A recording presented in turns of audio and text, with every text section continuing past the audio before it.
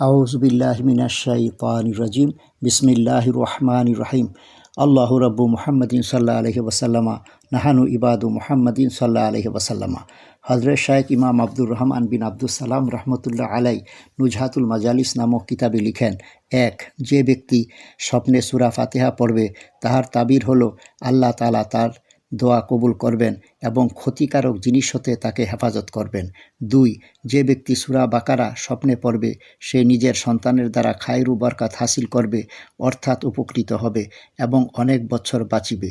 তিন, সূরা আল ইমরান পাঠের তাবির এই যে তাহার ঘরে পুত্র সন্তান জন্মিবে এবং সে অনেক সফর করবে।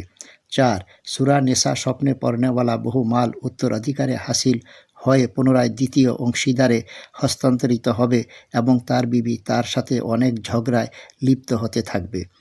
পাঁচ, সূরা মায়েদা স্বপ্নে পড়নেওয়ালা লোকের নিকট হতে অনেক লাভবান হবে, কিন্তু সে নিজে এক প্রকার শক্ত লোকের মাঝে পেরেশানিতে পড়বে।